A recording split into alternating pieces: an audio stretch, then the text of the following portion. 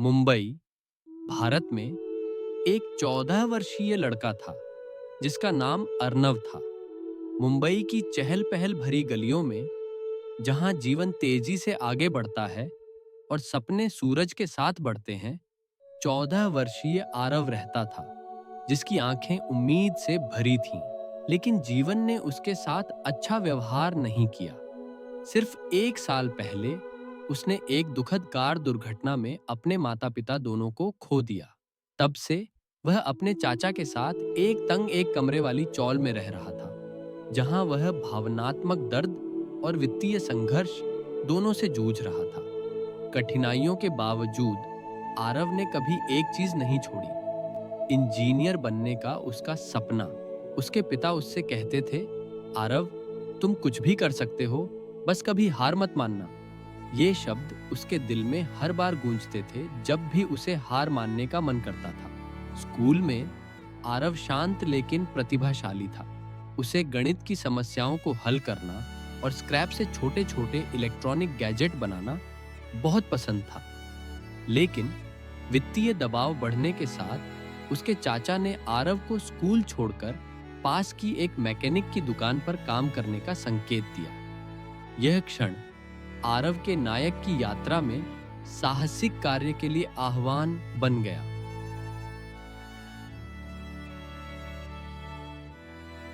निराश लेकिन टूटे हुए नहीं महसूस करते हुए आरव ने अपने विज्ञान शिक्षक श्रीमती फर्नांडीज से मार्गदर्शन मांगा।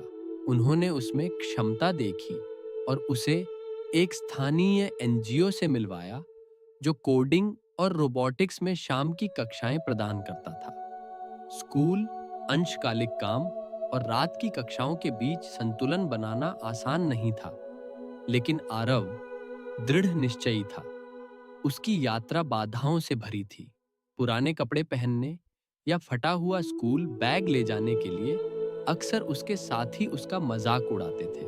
उसने एक बार नौकरी छोड़ने के बारे में भी सोचा, लेकिन फिर उसने अपने माता-पिता की एक पुरानी तस्वीर देखी और उसके लिए उनके सपनों को याद किया। उसका पहला परीक्षण तब हुआ जब एनजीओ ने शहर स्तरीय तकनीकी प्रतियोगिता की घोषणा की। चुनौती एक ऐसा रोबोट बनाने की थी जो दैनिक जीवन में मदद कर सके। आरव ने एक सरल लेकिन प्रभावी कचरा संग्रह करने वाला रोबोट बनाने के लिए बेकार तारों, एक टूटी हुई रिमोट कार और एक पुराने स्मार्टफोन का इस्तेमाल किया। वह रात भर जागता रहा, यूट्यूब पर कोड सीखता रहा और सर्किट में बदलाव करता रहा, जब तक कि वह कारगर नहीं हो गया। प्रतियोगिता का दिन आ गया। कुलीन विद्यालयों के छात्रों के बीच खड़े होकर आरव को अपनी जगह से बाहर महसूस हुआ।